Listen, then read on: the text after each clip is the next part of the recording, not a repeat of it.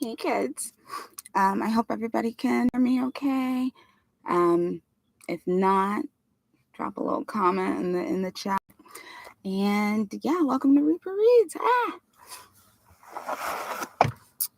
So today we are reading Stephen King's The Body, one of my faves. If you have seen or not seen or heard of the movie Stand By Me, this is the short story that is based off of. It's a quick read, about 160 pages. Um, it's a great story. The movie is definitely my absolute favorite movie of all time. I love River Phoenix. Um, what else? That's it. That's really it. So let's get started, shall we? Um, I timed it. So we'll be getting through like the first 6 chapters today. They're really short, I promise. Don't worry. And if you have any questions or something to say, a reaction to what's being read, you can go ahead and post it. I'm going to mostly just read for the hour, and then I will have start a little discussion once we get done with our little section for today. So again, thank you for joining me, and I hope you guys enjoy The Body. By the way, before I forget, if you'd like to donate any monies or anything like that, it all goes to me getting books so that I don't have to do this. Because anybody who loves to read, they know that that's not cute. You want the book, open it up, read it, smell the pages. So I actually already received a donation earlier today. So before I even started, so that was very exciting. So thank you to that person. Appreciate you. You are the effing best. So without further ado, let's get started on The Body. 1. The most important things are the hardest things to say. They are the things you get ashamed of because words diminish them. Words shrink things that seemed limitless when they were in your head to no more than living size when they're brought out. But it's more than that, isn't it? The most important things lie too close to wherever your secret heart is buried, like landmarks to a treasure your enemies would love to steal away. And you may make revelations that cost you dearly, only to have people look at you in a funny way, not understanding what you said at all, or why you thought that it was so important that you almost cried while you were saying it. That's the worst, I think, when the secret stays locked within, not for want of a teller, but for want of an understanding ear. I was 12 going on 13 when I first saw a dead human being. It happened in 1960, a long time ago, although sometimes it doesn't seem that long to me, especially on the nights I wake up from dreams where the hail falls into his open eyes. 2. We had a tree house and a big elm which overhung a vacant lot in Castle Rock. There's a moving company on that lot today, and the elm is gone. Progress. It was a sort of social club, although it had no name.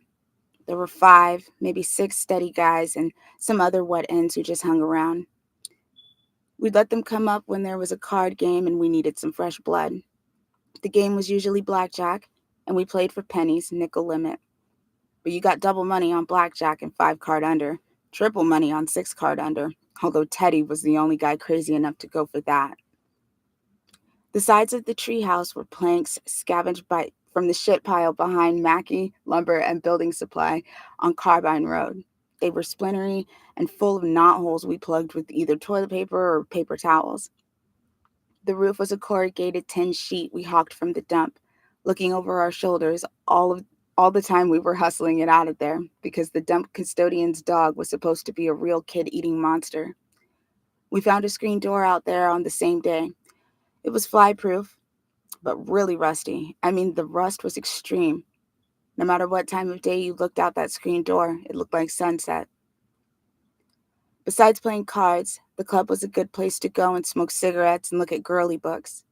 There were half a dozen battered tin ashtrays that said camels on the bottom, a lot of centerfolds tacked to the splintery walls, 20 or 30 dog-eared packs of bank cards. Teddy got them from his uncle, who ran the Castle Rock stationery shop. When Teddy's uncle asked one day what kind of cards we played, Teddy said we had cribbage tournaments, and Teddy's uncle thought that was just fine. A set of plastic poker chips, and a pile of ancient Master Detective magazines to leaf through if there was nothing else shaking. We also built a 12 by 10 secret compartment under the floor to hide most of this stuff in on the rare occasions when some kid's father decided it was time to do the "we're really good pals" routine. When it rained, being in the club was like being inside a Jamaican steel drum. But that summer there had been no rain.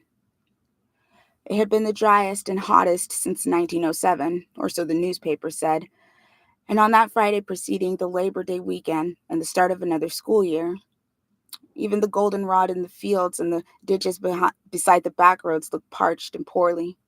Nobody's garden had done doodly squat that year, and the big displays of canning stuff in the Castle Rock red and white were still there, gathering dust. No one had anything to put up that summer, except maybe dandelion wine. Teddy and Chris and I were up in the club on that Friday morning, glooming to each other about school being so near, and playing cards and swapping the same old traveling salesman jokes and Frenchman jokes. How do you know when a Frenchman's been in your backyard? Well, your garbage cans are empty and your dog is pregnant. Teddy would try to look offended, but he was the first one to bring in a joke as soon as he heard it, only switching Frenchman to Pollock. The elm gave good shade, but we already had our shirts off, so we wouldn't sweat them up too bad. We were playing three-penny scat, the dullest card game ever invented, but it was too hot to think about playing anything more complicated. We'd had a pretty fair scratch ball team until the middle of August, and then a lot of kids just drifted away. Too hot. I was down to my ride and building spades. I'd started with 13, gotten an 8 to make 21, and nothing had happened since then. Chris knocked. I took my last draw and got nothing helpful. 29, Chris said, laying down diamonds. 22, Teddy said, looking disgusted. Piss up a rope, I said, and tossed my cards onto the table face down. Gordy's out. Old Gordy just bit the bag and stepped out the door, Teddy bugled, and then gave out with his patented Teddy Duchamp laugh. Ee, like a rusty nail being slowly hauled out of a rotten board. Well, he was weird. We all knew it. He was so close to being 13 like the rest of us, but the thick glasses and the hearing aid he wore sometimes made him look like an old man. Kids were always trying to catch smokes off of him out on the street, but the bulge in his shirt was just his hearing aid battery. In spite of the glasses and the flesh-colored button always screwed into his ear, Teddy couldn't see very well and often misunderstood the things people said to him. In baseball, you had to have him play the fences, way beyond Kristen left field and Billy Greer in right. You just hoped no one would hit one that far, because Teddy would go grimly after it, see it or not. Every now and then he got bonked a good one, and once he went out cold when he ran full tilt boogie into the fence by the treehouse. He lay there on his back with his eyes showing whites for almost 5 minutes, and I got scared. Then he woke up and walked around with a bloody nose and a huge purple lump rising on his forehead, trying to claim that the ball was foul. His eyesight was just naturally bad, but there was nothing natural about what had happened to his ears. Back in those days, when it was cool to get your hair cut so that your ears stuck out like a couple of jug handles, Teddy had Castle Rock's first Beatle haircut, 4 years before anyone in America had ever heard of the Beatles. He kept his ears covered because they looked like 2 lumps of warm wax. One day, when he was 8, Teddy's father got pissed at him for breaking a plate. His mother was working at the shoe factory in South Paris when it happened, and by the time she found out about it, it was all over. Teddy's dad took Teddy over to the big wood stove at the back of the kitchen and shoved the side of Teddy's head down against one of the cast iron burner plates. He held it down there for about 10 seconds. Then he yanked Teddy up by the hair of the head and did the other side. Then he called the Central Maine General Emergency Unit and told them to come get his boy. Then he hung up the phone, went into the closet, got his 410, and sat down to watch the daytime stories on TV with the shotgun laid across his knees. When Mrs. Burrows from next door came over to ask if Teddy was all right, she'd heard the screaming. Teddy's dad pointed the shotgun at her. Mrs. Burrows went out of the Duchamp house at roughly the speed of light, locked herself into her own house, and called the police. When the ambulance came, Mr. Duchamp let the orderlies in and then went out on the back porch to stand guard while they wheeled Teddy to the old porthole Buick ambulance on a stretcher. Teddy's dad explained to the orderlies that while the fucking brass hats said the area was clear, there was still Kraut snipers everywhere. One of the orderlies asked Teddy's dad if he thought he could hold on. Teddy's dad smiled tightly and told the orderly he'd hold until hell was a Frigidaire dealership if that's what it took. The orderly saluted, and Teddy's dad snapped it right back at him. A few minutes later, after the ambulance left, the state police arrived and relieved Norman Duchamp of duty. He'd been doing odd things like shooting cats and lighting fires in mailboxes for over a year, and after the atrocity he had visited upon his son, they had a quick hearing and sent him to Togus, which is a VA hospital. Togus is where you have to go if you're a Section 8. Teddy's dad had stormed the beach at Normandy, and that's just the way Teddy always put it. Teddy was proud of his old man in spite of what his old man had done to him, and Teddy went with his mom to visit him every week. He was the dumbest guy we hung around with, I guess. Then he was crazy. He'd take the craziest chances you can imagine and get away with them. His big thing was what he called truck dodging. He'd run out in front of them on the 196, and sometimes they'd miss him by bare inches. God knew how many heart attacks he'd caused, and he'd be laughing while the wind blast from the passing trucks rippled his clothes. It scared us because his vision was so lousy, Coke bottle glasses or not. It seemed like only a matter of time before he misjudged one of those trucks. And you had to be careful what you dared him, because Teddy would do anything on a dare. "Cordy's out!" "Screw," I said, and picked up a Master Detective to read while they'd played it out. I turned to He Stomped the Pretty Co-Ed to Death in a Stalled Elevator and got right into it. Teddy picked up his cards, gave them one brief look, and said, "I knock." "You four-eyed pile of shit," Chris cried. "The pile of shit has 1,000 eyes," Teddy said gravely, and both Chris and I cracked up. Teddy stared at us with a slight frown, as if wondering what had gotten us laughing. That was another thing about the cat. He was always coming out with weird stuff like the pile of shit has 1,000 eyes, and you could never be sure if he meant it to be funny or if it just happened that way. He'd look at people who were laughing with that slight frown on his face, as if to say, "Oh Lord, what is it this time?" Teddy had a natural 30, Jack, Queen, and King of Clubs.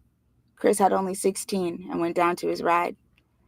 Teddy was shuffling the cards in his clumsy way, and I was just getting to the gushy part of the murder story, where this deranged sailor from New Orleans was doing the Bristol stomp all over this college girl from Bryn Mawr because he couldn't stand being in closed-in spaces, when we heard someone coming fast up the ladder nailed to the side of the elm. A fist rapped on the underside of the trap door. "Who goes?" Chris yelled. "Vern!" He sounded excited and out of breath. I went to the trap door and pulled the bolt. The trap door banged up, and Vern Tessio, one of the other regulars, pulled himself into the clubhouse. He was sweating buckets, and his hair, which he usually kept combed in a perfect imitation of his rock and roll idol, Bobby Rydell, was plastered to his bullet head in chunks and strings. "Wow, man," he panted. "Wait till you hear this."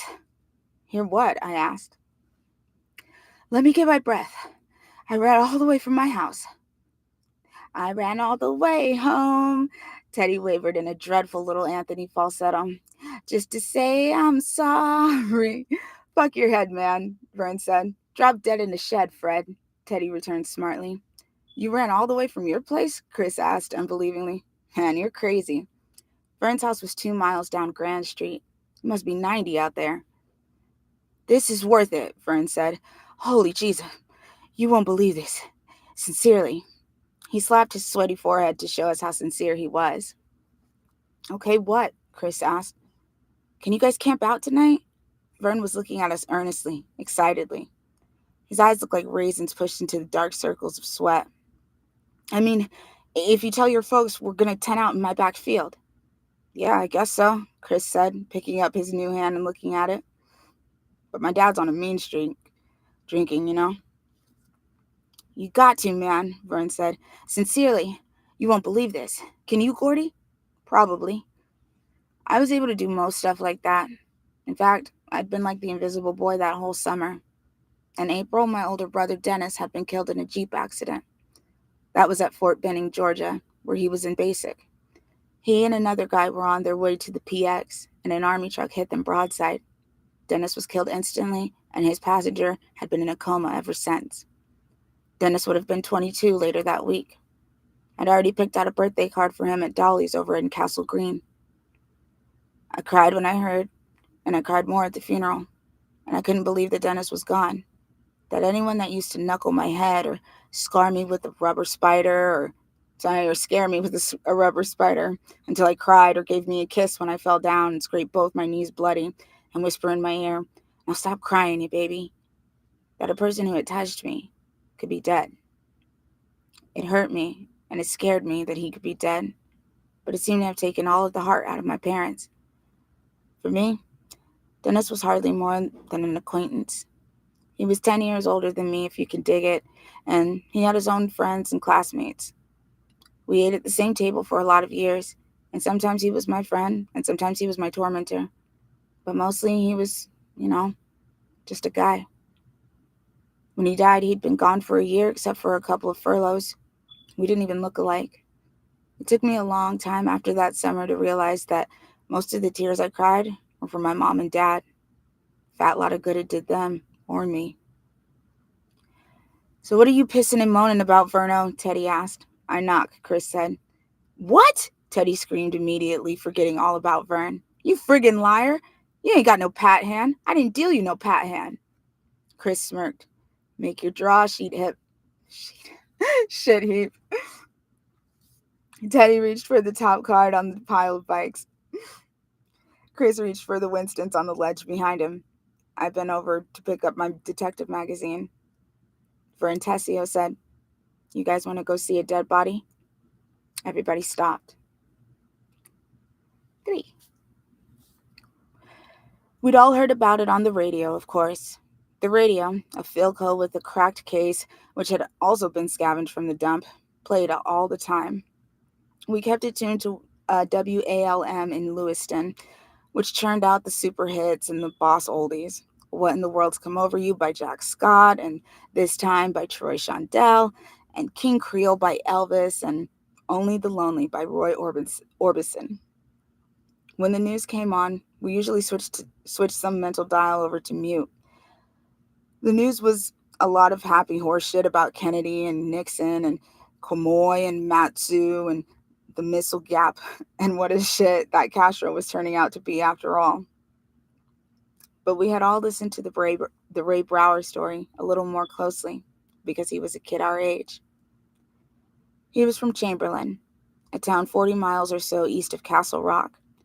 3 days before Vern came busting into the clubhouse after a 2-mile run up Grand Street, Ray Brower had gone out with one of his mother's pots to pick blueberries. When dark came and he still wasn't back, the Browers called the county sheriff and a search started. First, just around the kid's house, and then spreading to the surrounding towns of Moughton and Durham and Pownell. Everybody got into the act. Cops, deputies, game wardens, volunteers. But 3 days later, the kid was still missing. You could tell, hearing about it on the radio, that they were never going to find that poor sucker alive. Eventually, the search would just peter away into nothing. He might have gotten smothered in a gravel pit slide or drowned in a brook, and 10 years from now, some hunter would find his bones. They were already dragging the ponds in Chamberlain and the Moughton Reservoir. Nothing like that could happen in southwestern Maine today. Most of the area has become suburbanized, and the bedroom communities surrounding Portland and Lewiston have spread out like the tentacles of a giant squid. The woods are still there, and they get heavier as you work your way west toward the White Mountains. But these days, if you can keep your head long enough to walk 5 miles in one consistent direction, you're certain to cross two-lane blacktop. But in 1960, the whole area between Chamberlain and Castle Rock was undeveloped, and there were places that hadn't even been logged since before World War II. In those days, it was still possible to walk into the woods and lose your direction there and die there. 4. Vern Tessio had been under his porch that morning, digging. We all understood that right away, but maybe I should just take a minute to explain it to you. Teddy Duchamp was only about half bright, but Vern Tessio could never be spending any of his spare time on College Bowl either. So, still, his brother Billy was even dumber, as you will see. But first I have to tell you why Vern was digging under the porch. 4 years ago, when he was 8, Vern buried a quart jar of pennies under the long Tessio front porch. Vern called the dark space under the porch his cave. He was playing a pirate sort of game, and the pennies were buried treasure. Only if you were playing pirate with Vern, you couldn't call it buried treasure. You had to call it booty. So he buried the jar of pennies deep, filled in the hole, and covered the fresh dirt with some of the old leaves that had drifted under there over the years. He drew a treasure map, which he put up in his room with the rest of his junk. He forgot all about it for a month or so. Then, being low on cash for a movie or something, he remembered the pennies and went to get his map. But his mom had been in to clean 2 or 3 times since then, and had collected all the old homework papers and candy wrappers and comic magazines and joke books. She burned them in the stove to start the cook fire one morning, and Vern's treasure map went right up in the kitchen chimney. Or so he figured it. He tried to find the spot from memory and dug there. No luck. To the right and the left of that spot. Still no luck. He gave up for the day, but had tried off and on ever since. 4 years, man. 4 years. Isn't that a pisser? He didn't know whether to laugh or cry. It had gotten to be sort of an obsession with him. The Tessio front porch ran the length of the house, probably 40 feet long and 7 feet wide. He had dug through damn near every inch of that area 2, maybe 3 times, and no pennies. The number of pennies began to grow in his mind. When it first happened, he told Chris and me that there had been maybe $3 worth. A year later, he was up to 5, and just lately it was running around 10, more or less, depending on how broke he was. Every so often, we tried to tell him what was so clear to all of us, that Billy had known about the jar and dug it up himself. Vern refused to believe it, although he hated Billy like the Arabs hate the Jews, and probably would have cheerfully voted the death penalty on his brother for shoplifting if the opportunity had ever presented itself. He also refused to ask Billy point blank. Probably he was afraid Billy would laugh and say, "Of course I got them, you stupid pussy. And there were $20 worth of pennies in that jar, and I spent every fucking cent of it." Instead, Vern went out and dug for the pennies whenever the spirit moved him, and whenever Billy wasn't around. He always crawled out from under the porch with his jeans dirty and his hair leafy and his hands empty. We ragged him about it something wicked, and his nickname was Penny. Penny Tessio. I think he came up to the club with his news as quick as he did, not just to get it out, but to show us that some good had finally come from his penny hunt. He had been up that morning before anybody, ate his cornflakes, and was out in the driveway shooting baskets through the old hoop nailed up on the garage. Nothing much to do, no one to play ghost with or anything, and he decided to have another dig for his pennies. He was under the porch when the screen door slammed up above. He froze, not making a sound. If it was his dad, he would crawl out. If it was Billy, he'd stay put until Billy and his JD friend Charlie Hogan had taken off. 2 pair of footsteps crossed the porch, and then Charlie Hogan himself said in a trembly crybaby voice, "Jesus Christ, Billy, what are we going to do?" Vern said that just hearing Charlie Hogan talk like that Charlie, who was one of the toughest kids in town, made him prick up his ears. Charlie, after all, hung out with Ace Merrill and Eyeball Chambers, and if you hung out with cats like that, you had to be tough. Nothing, Billy said. That's all we're gonna do. Nothing. We gotta do something, Charlie said, and they sat down on the porch close to where Vern was hunkered down. Didn't you see him? Vern took a chance and crept a little closer to the steps, practically slavering. At that point, he thought that maybe Billy and Charlie had been really drunked up and had run somebody down. Vern was careful not to crackle any of the old leaves as he moved. If the two of them found out he was under the porch and had overheard them, you could have put what was left of him you can put what was left of him in a Kennel Rayton dog food can. It's nothing to us, Billy Tessio said. The kid's dead, so it's nothing to him neither. Who gives a fuck if they ever find him? I don't. It was that kid they've been talking about on the radio, Charlie said. It was, sure as shit. Brower, Flowers, whatever his name is. Fucking train must have hit him. Yeah, Billy said. Sound of a scratched match. Vern saw it flicked into the gravel driveway, and it smelled cigarette smoke. It sure did. And you puked. No words, but Vern sensed emotional waves of shame radiating off of Charlie Hogan. Well, the girls didn't see it, Billy said after a while. Lucky break. From the sound, he clapped Charlie on the back to buck him up. They'd blab it from here to Portland. We tore out of there fast, though. You think they knew there was something wrong? No, Charlie said. Marie don't like to go down that back Harlow road past the cemetery anyway. She's afraid of ghosts. Then, again in that scared crybaby voice, Jesus, I wish we'd never boosted no car last night. Just gone to the show like we was gonna. Charlie and Billy went with a couple of skags named Marie Doherty and Beverly Thomas. You never saw such gross-looking broads outside of a carnival show. Pimples, mustaches, the whole works. Sometimes the four of them, or maybe 6 or 8 if Fuzzy Brockowitz or Ace Merle were along with their girls, would boost a car from a Lewiston parking lot and go joyriding out into the country with 2 or 3 bottles of wild Irish rose wine and a 6-pack of ginger ale. They'd take the girls, parking somewhere in Castleview or Harlow or Shiloh, drink purple Jesuses, and make out. Then they'd dump the car somewhere near home. Cheap thrills in the monkey house, as Chris sometimes said. They'd never been caught at it, but Vern kept hoping. He really dug the idea of visiting Billy on Sundays at the reformatory. If we told the cops, they'd want to know how we got way the hell out in Harlow, Billy said. We ain't got no car, neither of us. It's better if we just keep our mouths shut. Then they can't touch us. We can make an anonymous call, Charlie said.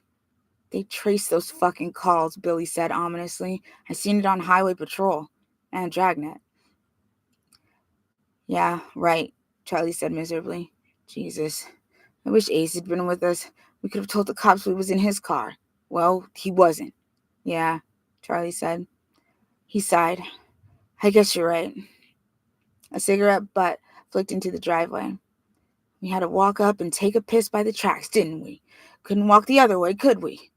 And I got puke on my new PF Flyers. His voice sank a little. Fucking kid was laid right out, you know it? Did you see that son of a whore, Billy? I seen him, Billy said, and a second cigarette joined the first in the driveway. Let's go see if Ace is up. I want some juice. We gonna tell him? Charlie, we ain't gonna tell nobody. Nobody never. You dig me? I dig you, Charlie said. Christ Jesus, I wish we never boosted that fucking Dodge. Aw, shut the fuck up and come on. 2 pairs of legs clad in tight, wash-faded peg jeans, and 2 pairs of feet in black engineer boots with side buckles came down the steps. Vern froze on his hands and knees. My balls crawled up so high, I thought they was trying to get back home, he told us. Sure, his brother would sense him beneath the porch and drag him out and kill him. He and Charlie Hogan would kick the few brains the good Lord had seen fit to give him right out of his jug ears, and then stomp him with their engineer boots. But they just kept going, and when Vern was sure they were really gone, He had crawled out from under the porch and ran here. 5. After I hit this.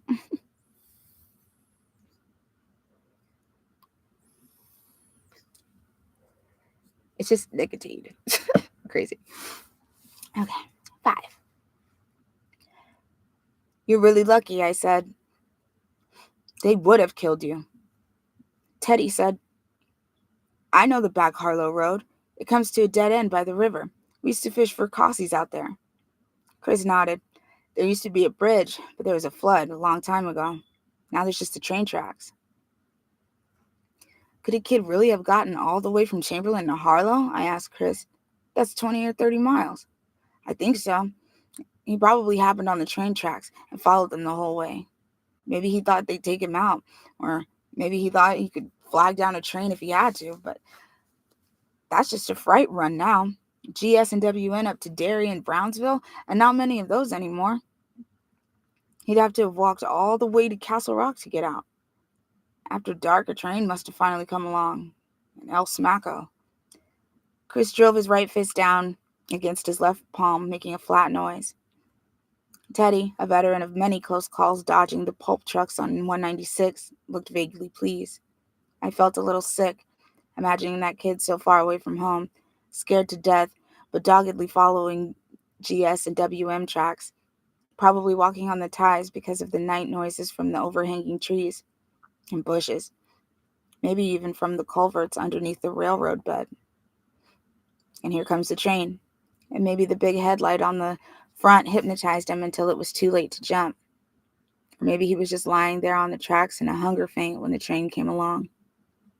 Either way, anyway, Chris had the straight of it. El Smacko had been the final result. The kid was dead. So anyway, you want to go see it? Vern asked. He was squirming around like he had to go to the bathroom. He was so excited.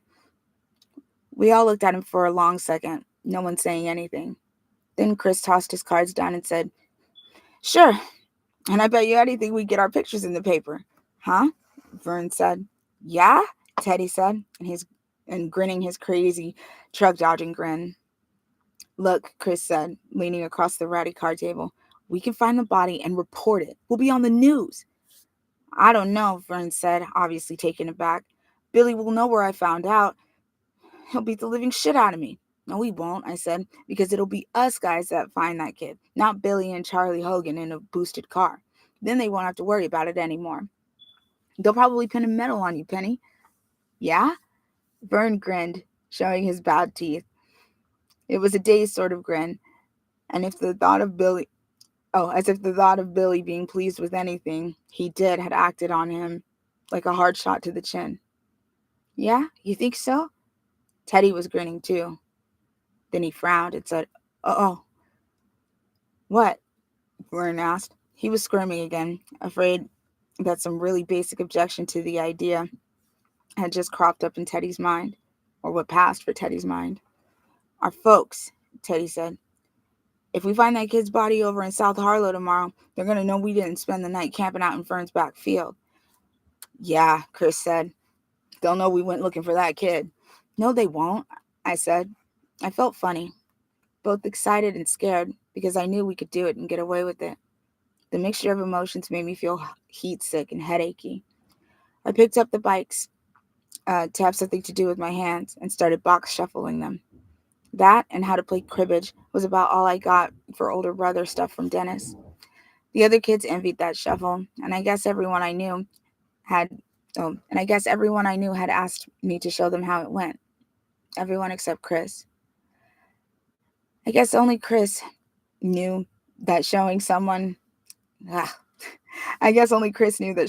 would be like giving away a piece of Dennis, and I just didn't have so much of him that I could afford to pass pieces around.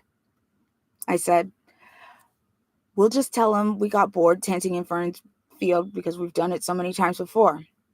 So we decided to hike up the tracks and have a camp out in the woods. I bet we don't even get hided for it because everybody will be so excited about what we found. My dad will hide me anyway, Chris said. He's on a really mean streak this time. He shook his head sullenly. To hell, it's worth the hiding. Okay, Teddy said, getting up. He was still grinning like crazy, ready to break into his high-pitched, cackling laugh at any second. "Let's all get together at Vern's house after lunch. What can we tell him about supper?" Chris said, "You and me and Gordy can say we're eating at Vern's. And I'll tell my mom I'm eating over at Chris's," Vern said. That would work unless there were some emergency we couldn't control, or unless any of the parents got together. And neither Vern's folks or Chris's had a phone. Back then, there were a lot of families which still considered a telephone a luxury, especially families of the shirt tail variety, and none of us came from the upper crust. My dad was retired. Vern's dad worked in the mill and was still driving a 1952 DeSoto. Teddy's mom had a house on Danbury Street, and she took in a boarder whenever she could get one. She didn't have one that summer. The furnished room to let sign had been up in the parlor window since June. And Chris's dad was always on a mean streak, more or less. He was a drunk who got welfare off and on, mostly on, and spent most of his time hanging out in Suki's Tavern with Junior Merrill, Ace Merrill's old man, and a couple of other local rum pots. Chris didn't talk much about his dad, but we all knew he hated him like poison.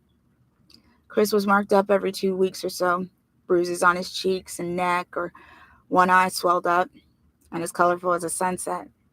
And once he came into school with a big clumsy bandage on the back of his head. Other times, he never got to school at all.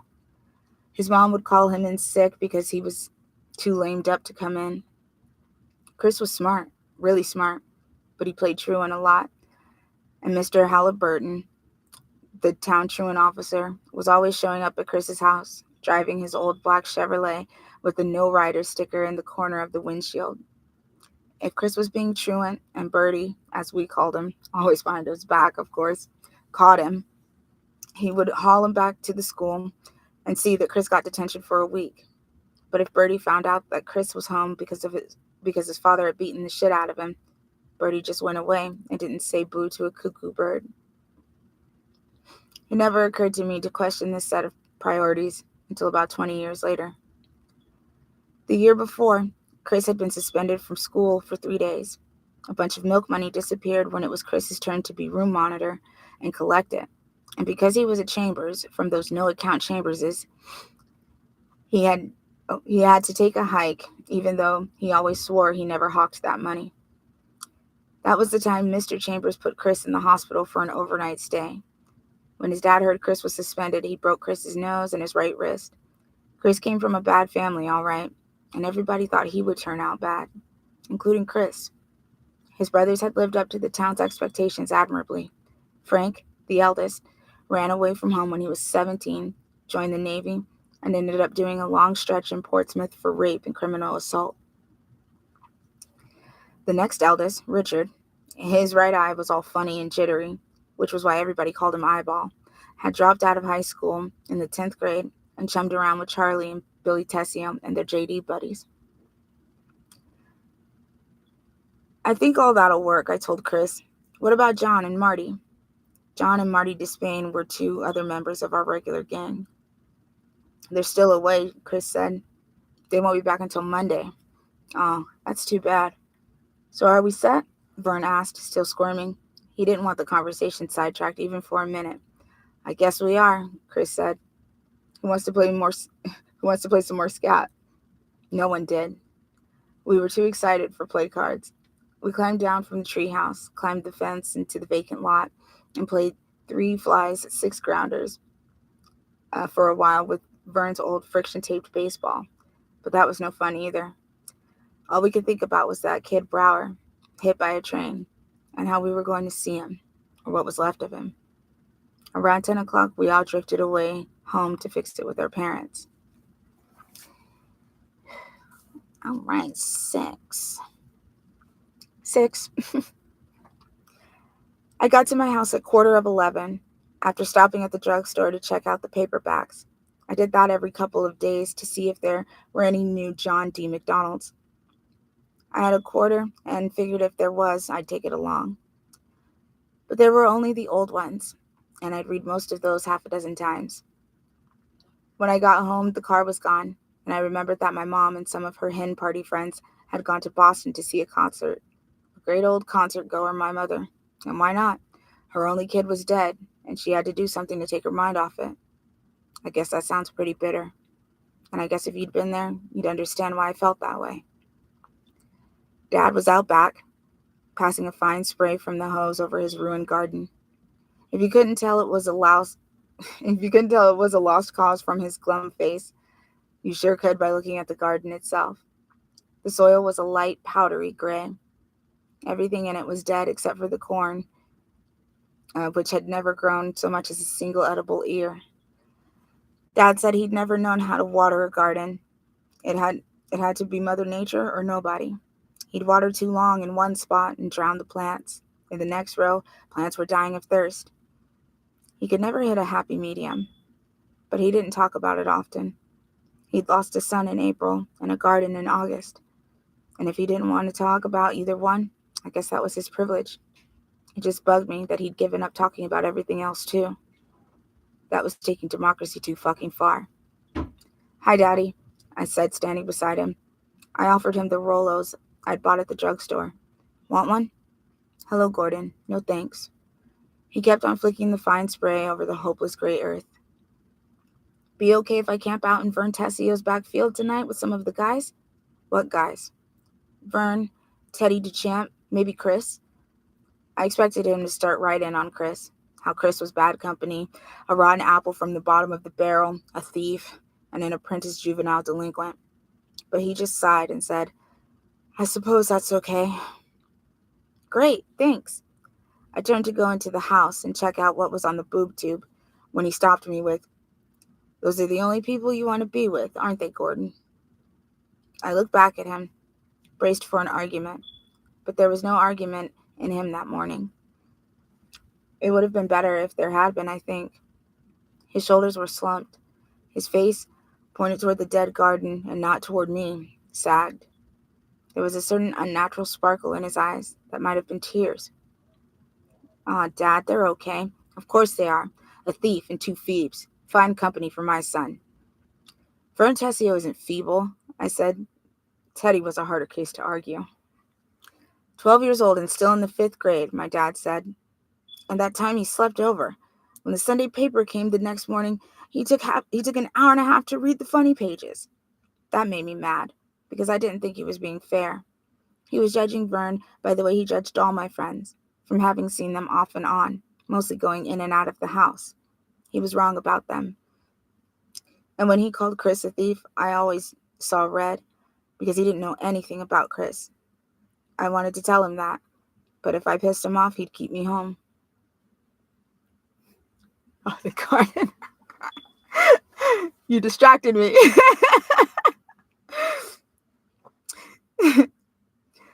Now I lost my place. Thanks. Oh. And when he called Chris a thief, I always saw red, because he didn't know anything about Chris. I wanted to tell him that, but if I pissed him off, he'd keep me home. And he wasn't really mad anyway. Not like he got at the supper table sometimes, ranting so loud that nobody wanted to eat. Now he just looked sad and tired and used. He was 63 years old enough to be my grandfather. My mom was 55, no spring chicken either. When she and Dad got married, they tried to start a family right away, and my mom got pregnant and had a miscarriage. She miscarried 2 more, and the doctor told her she'd never be able to carry a baby to term. I got all of this stuff, chapter and verse, whenever one of them was lecturing me, you understand? They wanted me to think I was a special delivery from God, and I wasn't appreciating my great good fortune in being conceived when my mother was 42 and starting to gray. I wasn't appreciating my great good fortune, and I wasn't appreciating her tremendous pain and sacrifices either.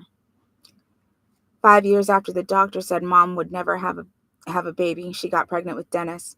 She carried him for 8 months, and then he just sort of fell out, all 8 pounds of him. My father used to say that if she carried Dennis to term, the kid would have weighed 15 pounds. The doctor said, "Well, sometimes nature fools us, but he'll be the only one you'll ever have. Thank God for him and be content." 10 years later, she got pregnant with me. She not only carried me to term, the doctor had to use forceps to yank me out. Did you ever hear of such a fucked up family? I came into the world the child of 2 Geritol chuggers, not to go on and on about it. And my only brother was playing league baseball in the big kids park before I even got out of diapers. In the case of my mom and dad, one gift from God had been enough. I won't say they treated me badly, and they sure never beat me, but I was a hell of a big surprise. And I guess when you get into your 40s, you're not as partial to surprises as you were in your 20s. After I was born, Mom got the operation her hen party friends referred to as the Band-Aid. I guess she wanted to make 100% sure that there wouldn't be any more gifts from God. When I got to college, I found out I'd beaten long odds just by not being born retarded. Although I think my dad had his doubts when he saw my friend Vern taking 10 minutes to puzzle out the dialogue in Beetle Bailey. This business about being ignored. I could never really pin it down until I did a book report in high school on this novel called The Invisible Man. When I agreed to do the book for Miss Hardy, I thought it was going to be the science fiction story about the guy in the bandages and Foster Grants. Claude Rains played him in the movies. When I found out this was a different story, I tried to give the book back, but Miss Hardy wouldn't let me off the hook. I ended up being real glad. This Invisible Man is about a Negro. Nobody ever notices him at all unless he fucks up. People look right through him. When he talks, nobody answers. He's like a black ghost. Once I got into it, I ate that book up like it was a John D. MacDonald because that cat Ralph Ellison was writing about me. At the supper table, it was Denny. How many did you strike out? And Denny, who asked you to the Sadie Hawkins dance? And Denny, I want to talk to you man to man about that car we were looking at. I'd say, pass the butter. And Dad would say, Denny, are you sure the Army is what you want? I'd say, pass the butter, someone, okay? And Mom would ask Denny if he wanted her to pick him up one of the Pendleton shirts on sale downtown. And I'd end up getting the butter myself. One night when I was 9, just to see what would happen, I said, please pass those goddamn spuds. And my mom said, Denny, Auntie Grace called today, and she asked after you and Gordon. The night Dennis graduated with honors from Castle Rock High School, I played sick and stayed home. I got Stevie Darabont's oldest brother, Royce, to buy me a bottle of Wild Irish Rose, and I drank half of it and puked in my bed in the middle of the night.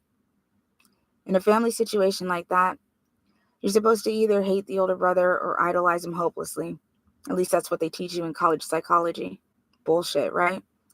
But so far as I can tell, I didn't feel either way about Dennis. We rarely argued, and we never had a fist fight. That would have been ridiculous. Can you see a 14-year-old boy finding something to beat up his 4-year-old brother about? And our folks were always a little too impressed with him to burden him with the care of his kid brother, so he never resented me the way some older kids come to resent their sibs.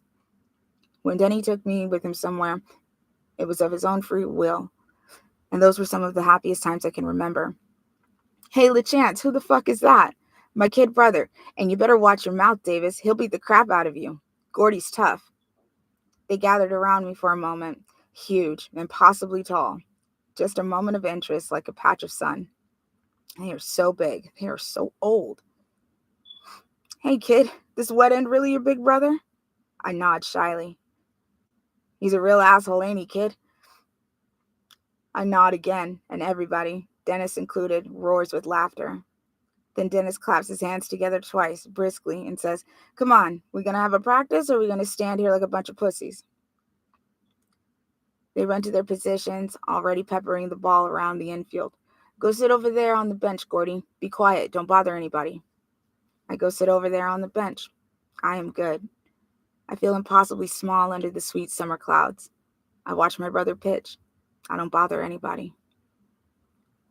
But there weren't many times like that.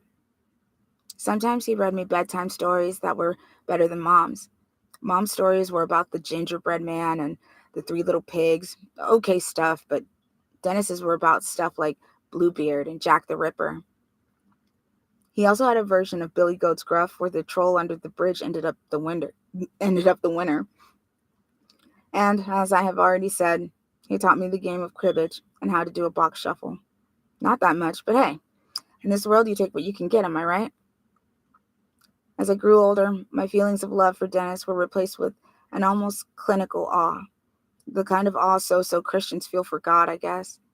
And when he died, I was mildly shocked and mildly sad, the way I imagined those same so Christians must have felt when Time magazine said God was dead. Let me put it this way. I was as sad for Denny's dying as I was when I heard on the radio that Dan Blocker had died. I'd seen them both about as frequently, and Denny never even got any reruns. He was buried in a closed coffin with the American flag on top. They took the flag off the box before they finally stuck it in the ground and folded it, the flag, not the box, into a cocked hat and gave it to my mom. My parents just fell to pieces. 4 months hadn't been long enough to put them back together again. I didn't know if they'd ever be whole again. Mr. and Mrs. Dumpty. Denny's room was in suspended animation, just one door down from my room. Suspended animation, or maybe in a time warp.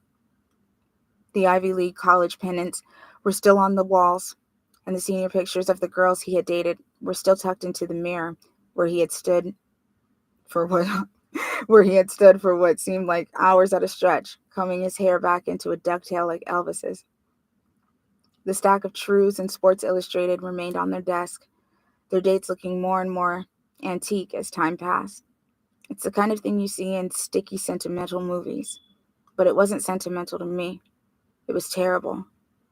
I didn't go into Dennis's room unless I had to, because I kept expecting that he would be behind the door, or under the bed, or in the closet.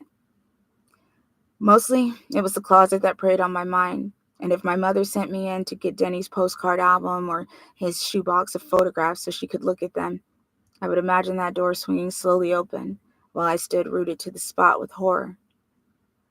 I would imagine him pallid and bloody in the darkness, the side of his head walloped in, a gray-veined cake of blood and brains drying on his shirt. I would imagine his arms coming up, his bloody hands hooking into claws, and he would be croaking, "It should have been you, Gordon. It should have been you." Crazy. Okay, so that was the end of chapter 6, and yeah, about at the hour mark. I am sticking around here. If anybody wants to discuss, anybody got something to say? What do you guys think so far? Is it cute? Do you love it? Do you hate it? Is it gruesome?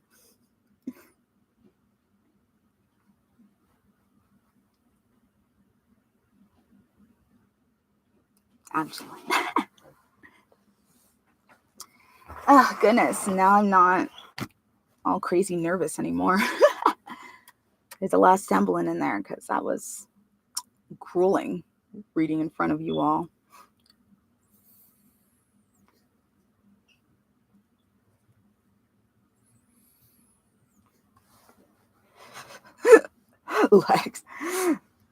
Lex said, evil.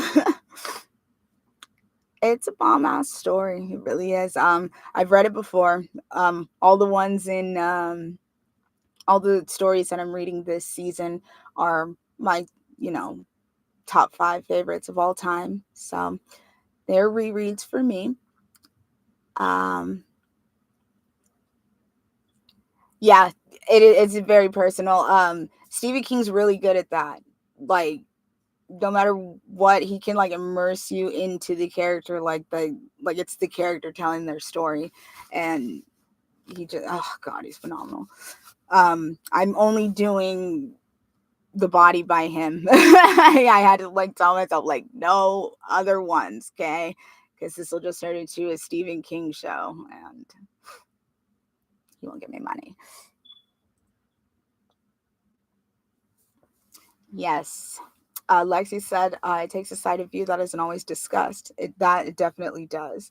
I like that he didn't pick the two, one or the other.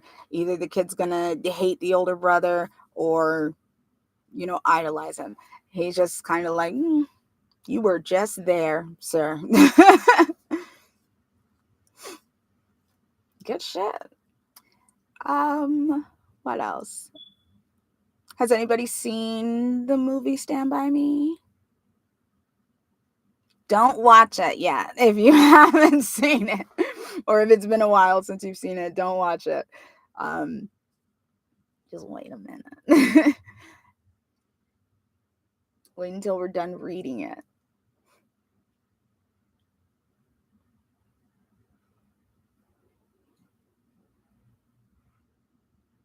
What else?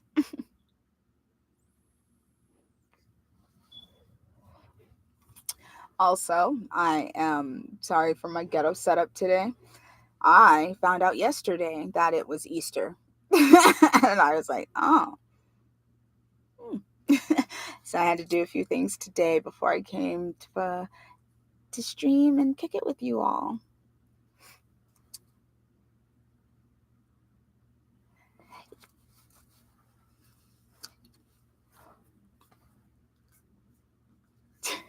You won't watch it? Oh, well, watch it after. Oh, goodness. Lexi said, Lexi said, I see why his books are darker because it gives a better understanding of the character. And yeah, he has this really good short story called Mile 81. And it's about a car eating people. A car eating people. And it's so fucking good. Like, I'm like I go back every few years or so and reread it because it's just that good. It's got wonderful character development, and it's a short story, so it's really effing good.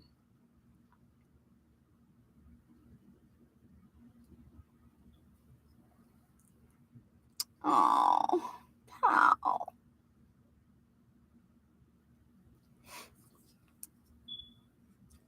There's a comment that says the brother relationship and of not feeling wanted as an extra kid. I feel it. That makes me sad. That's like the saddest thing in the world to me. When I first read this story, that like made me cry. I'm like, oh, that's a ball, but you're the youngest. I'm the youngest. I could not imagine being like ignored. I'm also a Leo, so that's probably why.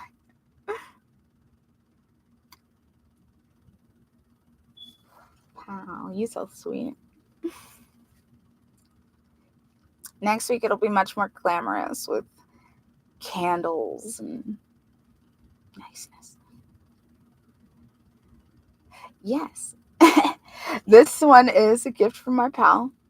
This one is a gift from my pal's older sister, Ronnie. It's lovely. What else?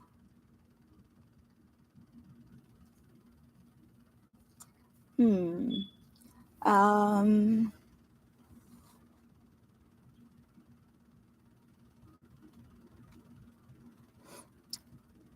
some interesting things in here.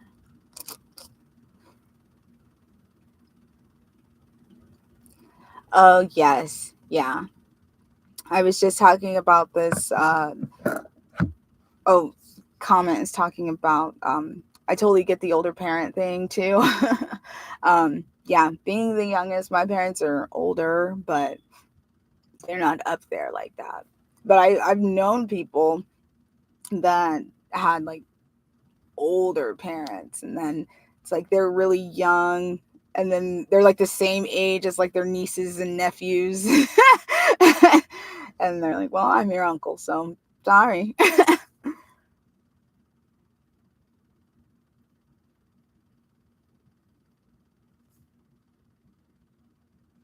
Oh yeah, she gave me that last summer, I believe. Cute. Let's see. What else? Hmm.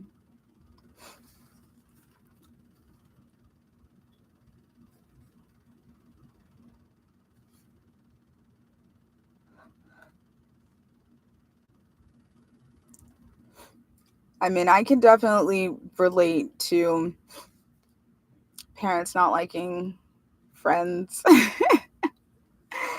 I went through that a lot growing up, but I always, I wouldn't say pick shitty people. I always went for like the outcasts, Um, my really good friend Nina, she was goth growing up, and my mother used to be so off put, like,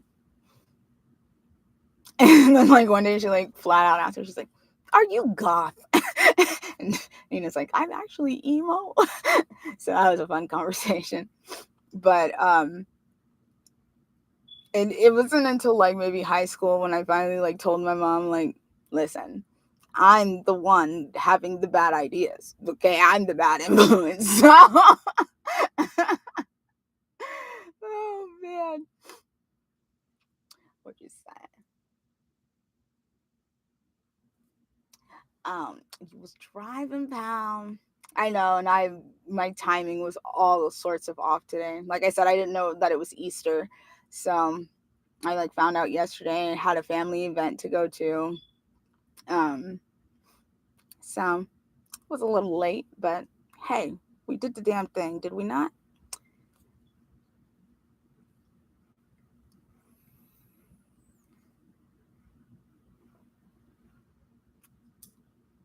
Well, all right, babies. I love you all. Thank you for everybody coming and kicking it and listening to a read. I hope you enjoyed, clearly.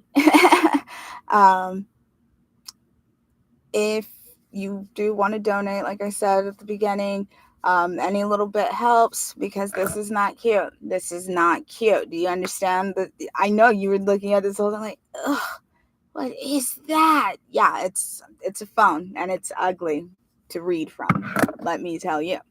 So, any books I get, they go to getting actual like hardback. Cute. That's Grimm's Fairy Tales. Might might do some of this around the Halloween season. Um, but yes, it looks cuter. It creates a nice aesthetic, which is what I'm here to do. And oh, how was my Easter? It was lovely. I went over to my uncle's house, and he does like an Easter egg hunt for all the kids. So I got to see all like my nieces and nephews, baby cousins, and all my fam. They were they were lovely. And then I was just tired, and I'm like, I have to do my podcast. I already missed last week. So, and here we are. Oh, Lex, since you're right on my shit, does it sound okay? Like, I don't know how the sound sounds.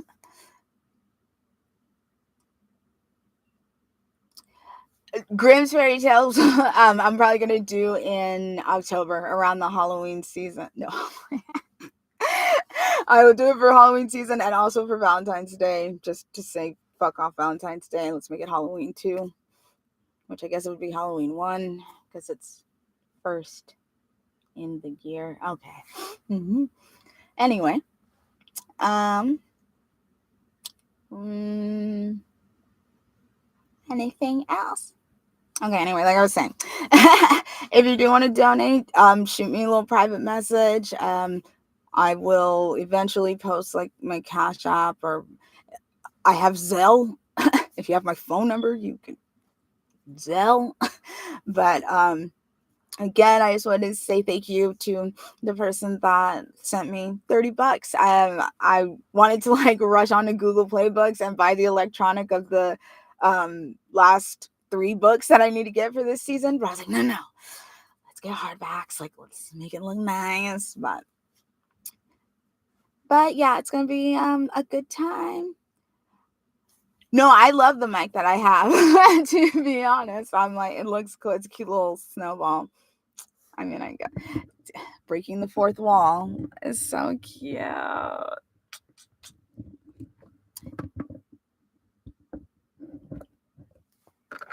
Hot.